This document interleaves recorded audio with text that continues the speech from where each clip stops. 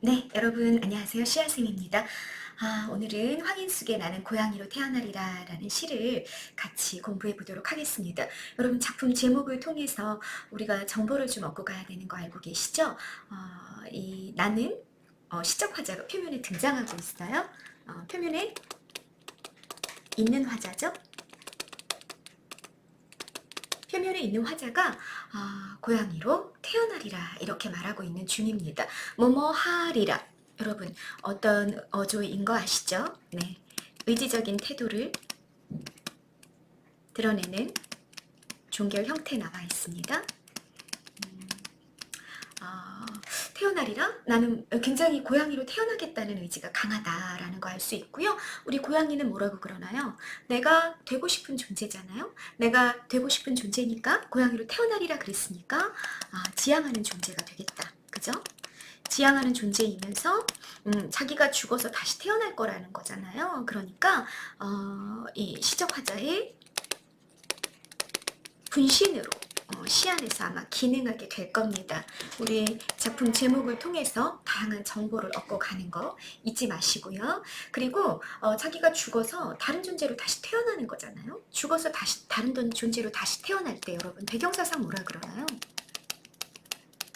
우리가 태어나서 죽는 것으로 이제 그냥 끝나는 거를 직선적인 어떤 세계관, 직선적인 가치관이라고 이야기한다면 우리가 어떤 특정 종교, 우리가 알고 있는 이 종교에서는 어떤 생명이 죽으면 다른 존재로 다시 태어나 그 존재가 죽으면 다른 존재로 다시 태어나고 이렇게 계속해서 생이 순환한다라고 생각을 하죠. 우리 순환론적인 세계관을 가지고 있는 순환론적인 세계관을 가지고 있는 우리 이런 종교가 뭐더라 여러분?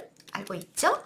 어떤 종교예요? 불교죠. 네, 불교의 뭐라 그러나요? 윤회 사상이라고 하는 거. 이게 바로 생이 돌고 도는 거죠. 생명이 계속 순환한다라고 보는 그런 관점이고 그 관점에 입각했기 때문에 이런 이야기를 할 수 있는 거예요. 내가 죽고 나면 그냥 뭐 먼지로 사라지는 것이 아니라 다른 존재로 다시 태어나겠다라는 발상 자체는 그 안에 뭐가 들어있다? 불교의 윤회사상이 들어가 있다라는 걸 알 수 있습니다. 그러면 자, 나라는 화자가 고양이로 다시 태어나고 싶어 하고 있고 굉장히 의지를 갖고 있는데 고양이로 태어나겠다는 의지를 갖고 있는데 도대체 고양이라는 존재, 고양이가 갖고 있는 어떤 속성 때문에 이 화자는 고양이로 태어나기를 그렇게 소망하고 있는지 이런 걸 궁금히 여기면서 거기에 맞춘 독해를 여러분들이 시를 읽어가면서 해나가면 되겠다라는 생각이 듭니다. 여러분 수능 특강을 먼저 풀어보셨죠?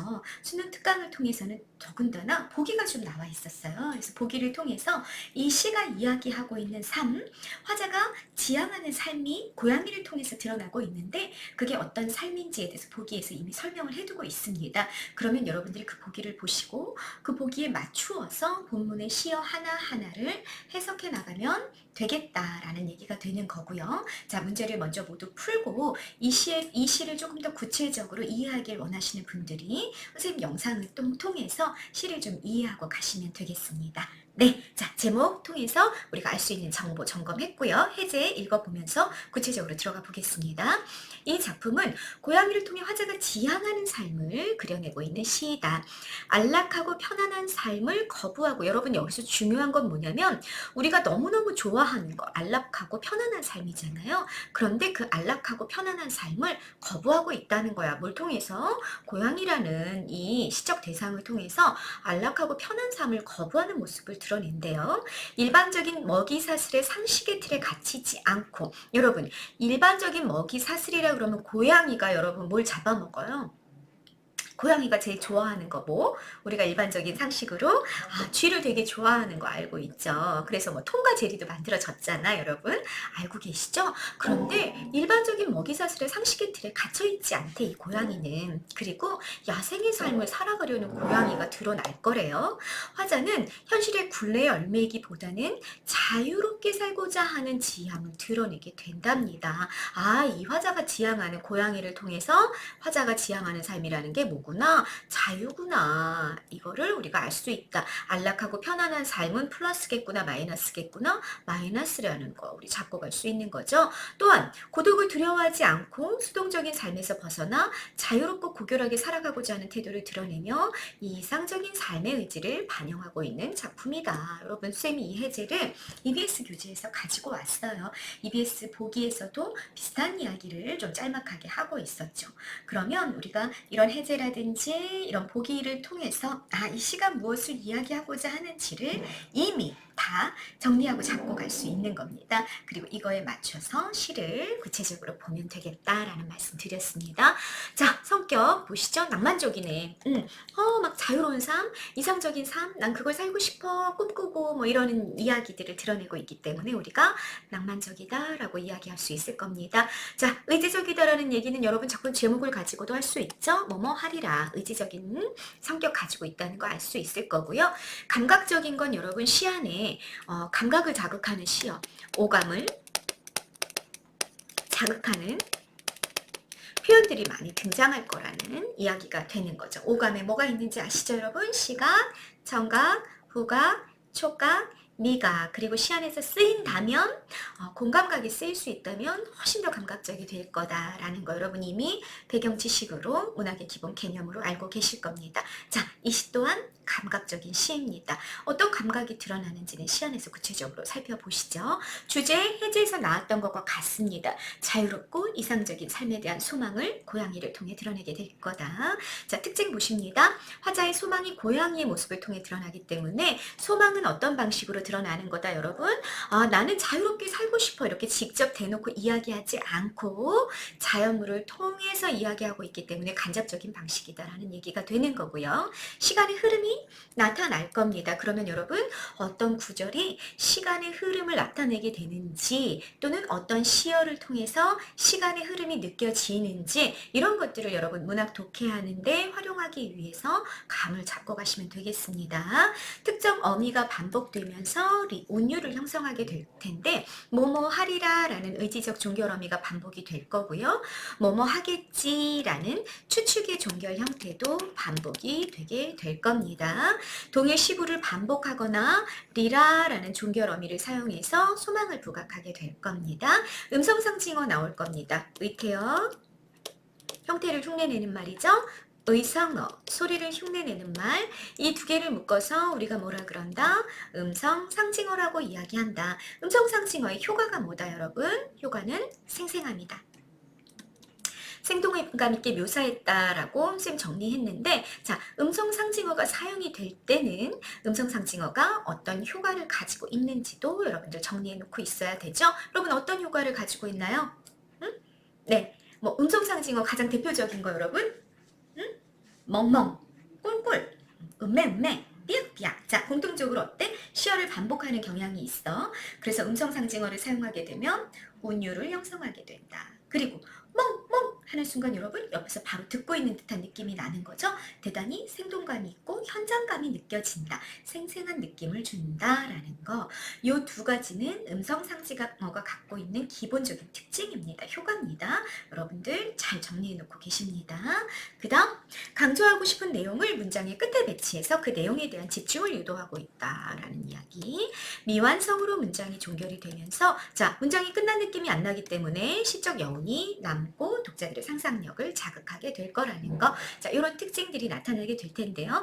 구체적으로 이 특징들이 본문에 어떻게 드러나는지 여러분들이 이렇게 잡아보시면 되겠습니다. 선생님이 지금 특징이라고 정리해 놓는 것들은요. 모두 다 문제로 바뀌게 된다면 선택지에 나올 수 있는 문장들이 되겠죠.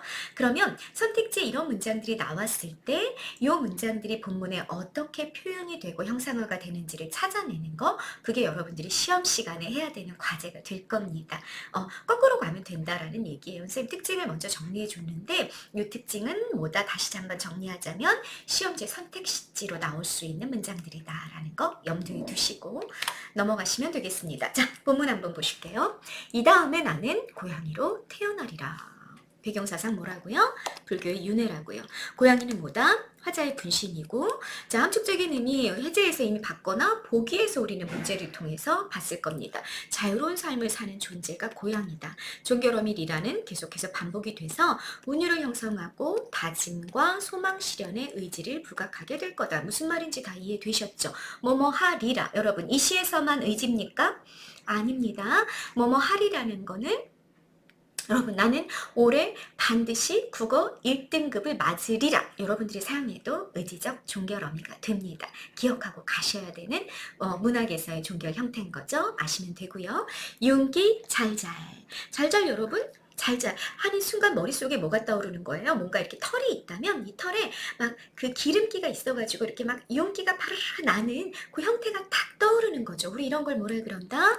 음성상징어라고 이야기한다. 보다 더 구체적으로 얘기해라 그러면 형태가 느껴지도록 만들었기 때문에 의태어라고 말한다 라는 얘기고, 음성상징어의 효과 뭐가 있었다? 첫 번째 운율을 형성한다. 두 번째 생동감, 현장감을 부각한다 라는 효과가 있었죠. 윤기 잘잘 흐르는 까만 얼룩 고양이로 태어나리라. 자, 나는 고양이로 태어나리라 라는 문장을 조금 더 구체적으로 설명해주고 있는 두 번째 시행이 나온 겁니다. 어떤 고양이다? 윤기 잘잘 흐르는 까만 고양이가 될 거다라고 이야기하고 있어요. 까만 시각 이미지고, 이렇게 윤기가 잘잘 흘러. 여러분, 어떤 느낌입니까? 이게 막 이 고양이의 반대라면은 막 이렇게 이 털이 막 이렇게 막 빠져 있는, 그리고 까만색이더라도 윤기가 하나도 없는 이런 고양이의 반대쪽에 있는 거잖아. 윤기가 잘잘 흐르는 까만색의 얼룩 고양이래. 그랬을 때 대단히 어때? 윤기가 흐른다는 그 표현이 그 수식이 까망을 표현해 줄 때 이 수식은 대단히 아름답고 생명력이 충만한 이라는 의미를 가지게 된다는 거야. 여러분, 왜 이렇게 해석했는지를 이해하는 게 중요하겠죠? 왜 이렇게 해석했어요? 여러분, 그 반대 생각하시면 됩니다. 윤기가 하나도 없어. 윤기가 하나도 없어가지고 막 빳빳하고 털이 막 이렇게 듬성듬성 빠져있는 그런 고양이라고 생각해 보세요. 얼마나 늙은 느낌, 생명력이 없는 느낌 이런 게 나겠어요. 근데 그 반대쪽에 있는 묘사를 하고 있는 중인 거죠. 그래서 대단히 아름답고 생명력이 충만한 고양이의 모습을 우리가 머릿속에 그리게 된다. 얼룩고란 고양이로 태어나리라. 자, 시구의 반복 보이셨죠? 고양이로 태어나리라가 반복됐어. 그래서 소망, 의지가 강조가 됐다라는 얘기 이미 앞에서 했습니다. 사뿐 의태어 너무 많이 사용한다. 그죠? 사뿐 우아하게 뛰는 모습. 사뿐 뛸 때면 커다란 까치 같아. 어머, 고양이 같지가 않아. 고양이는 땅에서 다니는 존재잖아요. 까치는 근데 이렇게 땅에서 있다가 갑자기 푸드득 날 수 있는 굉장히 자유로운 존재잖아. 근데 사뿐 뛸 때면 마치 뭐 같은 거야? 이렇게 뛰다가 휙 날아갈 것만 같은 그런 모습인 거야. 같고 지규법 비유스였죠? 까치 같고 공처럼 둥글릴 줄 아는 작은 고양이로 태어나리라. 또 어떨 땐 뭐 같아? 공 같아. 지규 나왔고요. 원관념은 모두 다 고양인데, 자, 공 같다라는 표현에서는 고양이의 어떤 모습이 연상이 된다?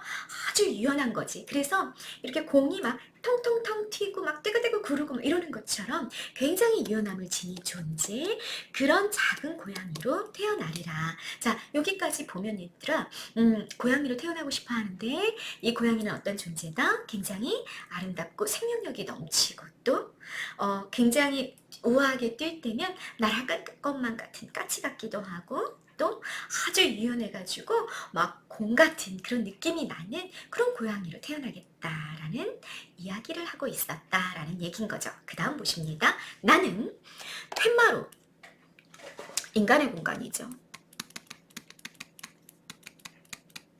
인위성의 공간이고요. 근데 그 텐마루에서 졸지 않으리라 부정하고 있습니다.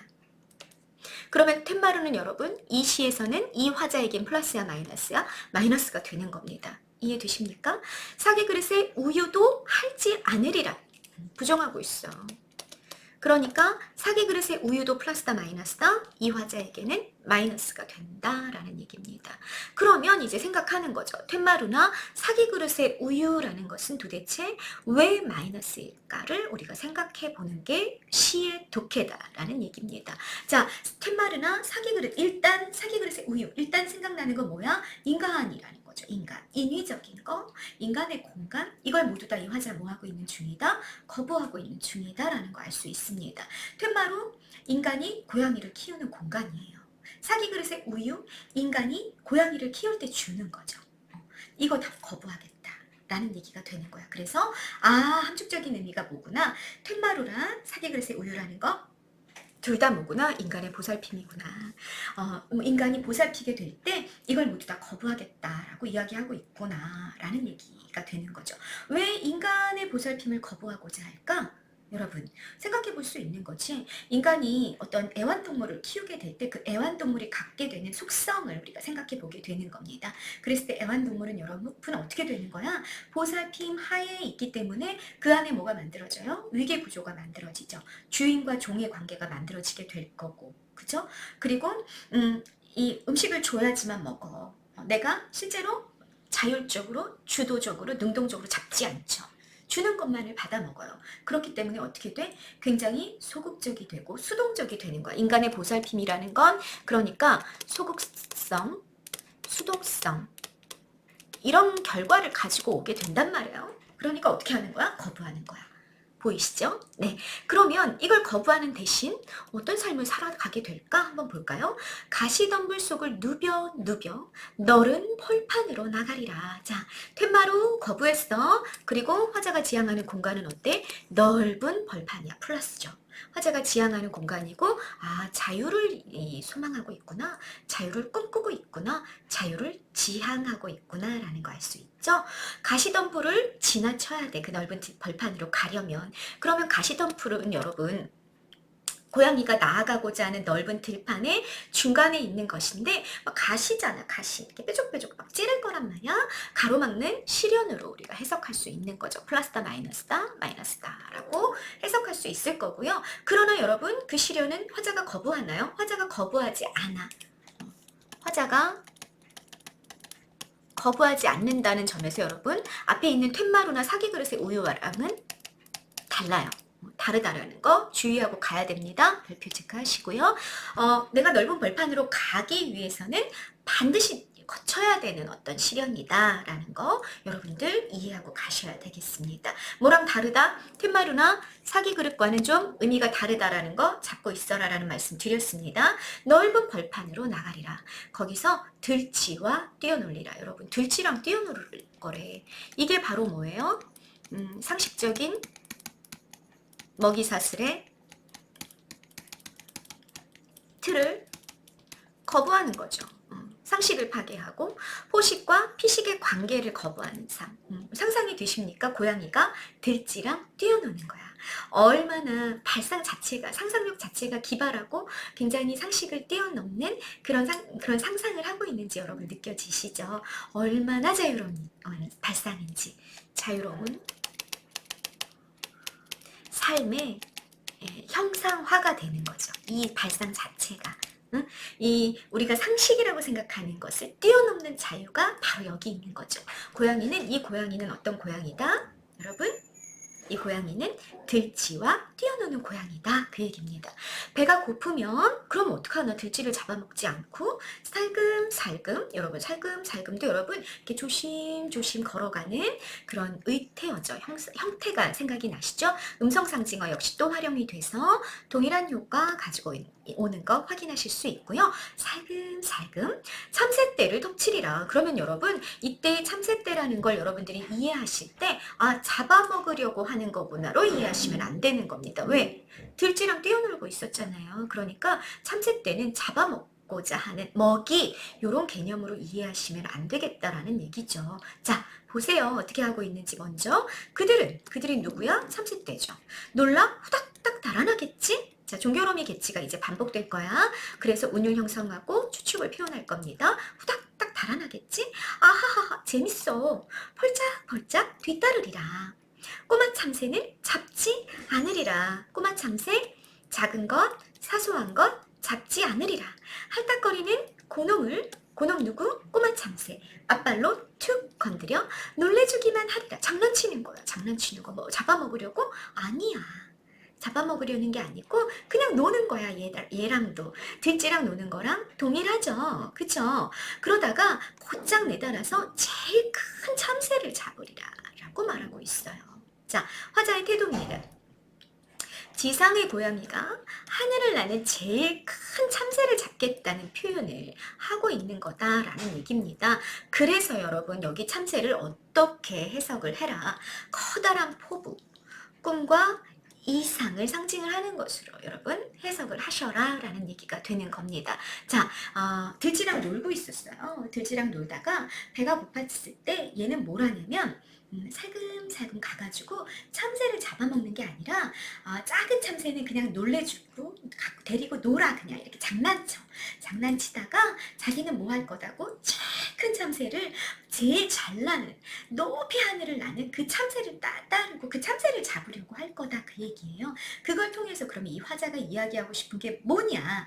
나는 큰 꿈을 가질 거야. 나는 큰 것을 꿈꿀 거야. 나는 큰 이상을 가질 거야.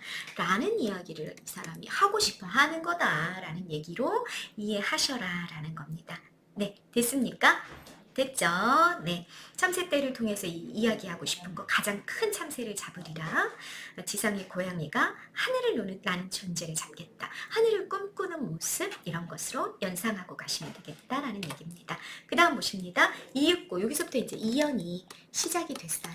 해는 기울어. 여러분 이런 표현들 이런 시구가 바로 뭘 드러낸다? 시간의 경과를 드러내는 그런 시구다라는 거 놓치지 말고 잡으십니다. 해는 기울어 낮에서 저녁으로 바뀌었죠. 바람은 스산해지겠지. 지금 공간 어디야 여러분? 공간 너른 벌판이야. 너를 벌판에서 밤이 찾아온 겁니다. 바람이 스산해지고 있죠? 네. 촉각 이미지가 나왔고요.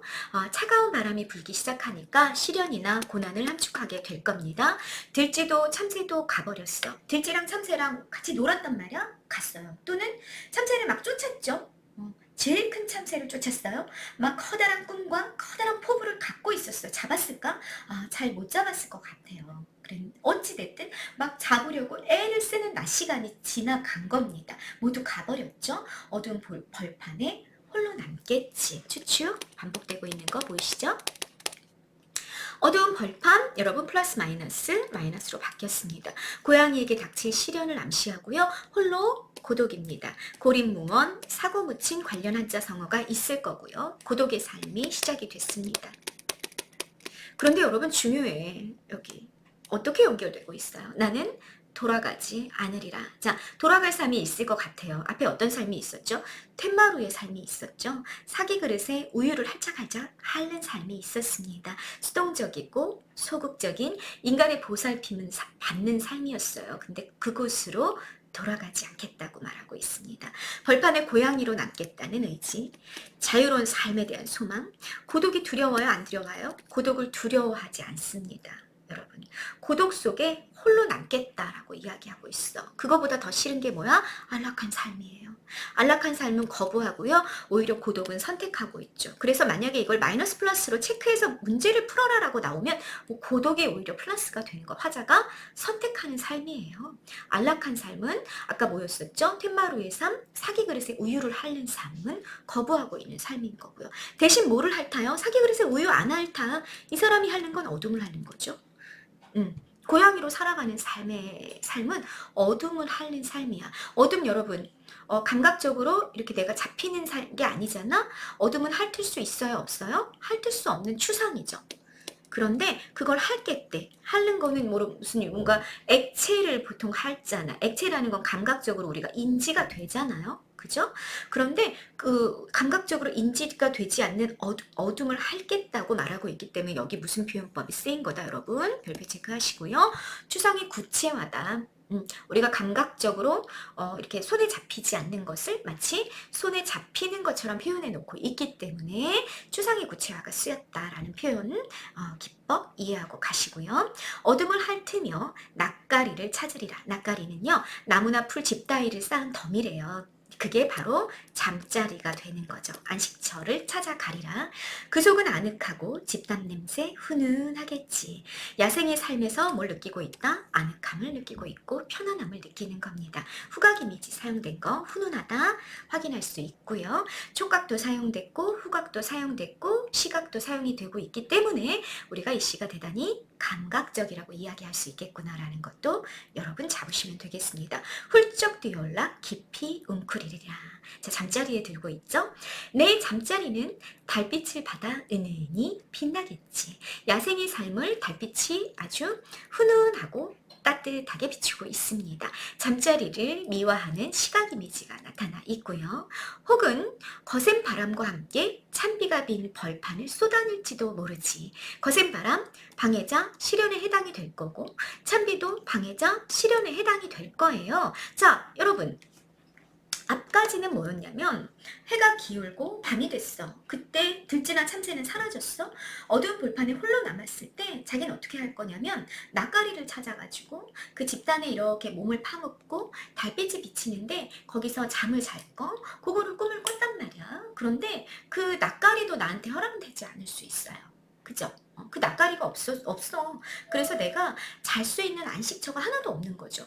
그냥 그 벌판에 거센 바람과 찬비가 막 몰아치는데 자기가 내가 거기를 쏟아낼지도 몰라요. 그래도 난 어떻게 할 거야? 난 이곳에서의 삶을 선택할 거야 라는 얘기입니다. 난 털끝 하나 적시지 않을걸? 힘든 상황 속에서도 어떻게 하겠다? 의지를 꺾지 않겠다라는 다짐입니다. 나는 그 빈 벌판을 쏟아내면서도 어떻게 할 거예요? 꿈을 꿀 겁니다. 꿈을 꿀 거야. 자, 이 꿈은 중의적으로 우리가 이해할 수 있겠죠? 깊은 잠 속의 꿈이라고 해석할 수도 있을 거고요. 큰 이상, 우리가 꿈꾸다, 네 꿈이 뭐니? 했을 때 그 꿈의 의미로 해석할 수도 있을 거다라는 얘기입니다. 어찌 됐든 간에 나는 꿈을 꾸리라. 어떤 상황에서 정말 열악하고 정말 불행하고 정말 비참한 처지에 놓일지라도 나는 그 안에서 내 털끝 하나 다치지 않고 나 꿈을 꿀 거다 라는 얘기를 하고 있습니다. 놓친 참새, 낮에 놓쳤어. 왜? 가장 큰 참새를 잡으려고 했기 때문에 놓쳤겠죠. 네. 그러나 쫓아서 그 밤에 밝은 들판, 자유의 공간을 내닫는 꿈을 나는 꾸리라 이야기하면서 문장이 끝납니다. 네, 화자의 태도 끊임없이 목표를 향해 실패한 목표, 이루지 못한 목표를 향해 도전하겠다는 의지. 어떤 상황에서도 여러분 빈 벌판에서 거센 바람과 찬비를 맞으며 밤에 홀로 남아있는 상황 속에서도 가장 열악하고 가장 불행한 처지 속에서도 나는 어떻게 하겠다? 놓친 참새를 쫓아서 들판을 내닫는 꿈을 꾸면서 절대로 털끝 하나 적시지 않고 포기하지 않고 달리리라. 와, 빗사이로 막가. 그림 그려지십니까? 얼마나 빨리 달리고 있냐면 찬비가 털끝 하나도 고양이를 적시지 못하고 있는 그런 모습이 보이고 있는 겁니다. 얼마나 의지적이고 얼마나 자유롭고 얼마나 고결한 삶을 고양이를 통해 노래하고 있는지 여러분 느낌이 오십니까? 네, 꿈을 하고 문장이 종결되지 않은 상태로 끝났어요. 놓친 참새를 쫓아 밝은 들판을 내닫는 꿈을. 이렇게 끝났기 때문에 여러분 미완성의 종결로 읽으실 수도 있고요. 또는 꾸리라. 나는 꿈을 꾸리라 하고 내닫는 꿈을 하고 요 꾸리라라는 서술어가 앞으로 빠져있다라고 볼 수도 있어요. 둘 다 가능합니다. 선생님 둘 다 써놓은 거야. 도치로 읽어도 되고 미완성의 종결 다시 말해 서술어가 빠져있는 문장 형태로 읽어도 됩니다. 둘 다 가능하다라는 얘기야. 어찌됐든 간에 자 뭐가 강조가 됐다? 꿈을이라는 핵심어가 부각이 되면서 내용의 꿈이라는 것에 집중하게 유도했고요. 그래서 시적 여운을 남기면서 독자의 상상력을 자극하는 마무리가 되었다라고 이야기할 수 있겠습니다. 자, 고양이 여러분 이런 삶 살고 싶지 않으신가요? 어떤 고통이나 어떤 불행 속에서도 절대 내 꿈을 놓지 않고 의지를 가지고 어떤 시련에도 굴하지 않는 자유의 삶, 그걸 꿈꾸고 있는 시 한 편을 감상하신 겁니다. 마무리 정리입니다. 상황, 고양이로 태어나고 싶어 하고 있어요. 아마 이번 생에서는 자유롭지 못했던 것 같고 여러 가지 시련 속에서 우울하고 고통스럽고 이런 삶을 살아가고 있지 않나 싶죠. 이런 화자가 다음 생에선 나는 이렇게 고양이로 태어나서 지금과 정반대의 삶을 살아가리라 라는 소망을 드러내고 있는 것 같습니다. 대응 방식, 자유롭게 어떤 시련에도 굴하지 않고 이상을 추구하는 삶을 소망하고 있는 겁니다. 됐죠? 표현법, 뭐 언제든지 나오는 문제이기 때문에 대단히 중요하죠. 종결음이 반복되는 거 계속 확인하셨고요. 비유도 보셨죠? 음성상징어 많이 나와 있는 거 확인하셨습니다. 고양이로 태어나리라라는 시구의 반복도 확인하셨었죠? 어둠을 핥으며 라는 추상의 구체화가 대단히 낭만적인 분위기를 형성하는 것도 확인을 하셨습니다. 자, 시상 전개 방식, 시간의 이동, 시간의 흐름이 있었는데요. 1년은 낮이었고 2연에선 저녁에서 밤으로 시간이 넘어가고 있었죠. 낮에는 안락한 삶에서 탈출해서 굉장히 자유롭게 하고 싶은 것들을 막 실현하고 있었어. 상식을, 통념을 파괴해서 들쥐와 참새랑 작은 참새랑 막 놀기도 하고 그런 삶을 추구하고 있었죠. 저녁에서 밤으로 넘어가는 고통 속에서는 시련의 삶 속에서도 굴하지 않고 자신의 꿈을 지속하고자 하는 의지를 드러내고 있었습니다. 됐죠? 자, 5번도 발표하고 가십니다. 화자가 지향하는 고양이의 삶이라는 거 다시 한번 마무리 정리하십니다. 텐마로와 사기 그릇의 우유 플러스다 마이너스다 마이너스다. 편안 그러나 수동적인 거 안락한 삶 다 마이너스였다. 넓은 들판으로 나가 들쥐와 뛰어놀고 참새떼를 덮치며 제일 큰 참새를 잡는 삶, 이게 플러스의 삶이었다. 야생적이고 원대한 꿈과 포부를 지닌 삶이었죠. 또 이연에 나타나는 삶은 어땠나요? 어두운 벌판에서 홀로 고독의 삶이죠. 낯가리 속에서 잠들거나 놓친 참새를 쫓아 밝은 들판을 내닫는 꿈을 꾸는 삶, 고독을 두려워하지 않고 꿈을 포기하지 않는 삶을 추구하는 것, 자유의 삶과 꿈을 꾸는 삶이 이 화자가 추구하는 삶이었습니다. 자, 너무너무 낭만적이고 멋진 삶, 우리 모두 좀 꿈꾸는 삶이 아닐까라는 생각도 좀 들죠. 현대인들이 굉장히 이렇게 좀 제약된 어떤 환경 속에서 편안하지만 안락하지만 수동적인 인생을 살아가잖아요.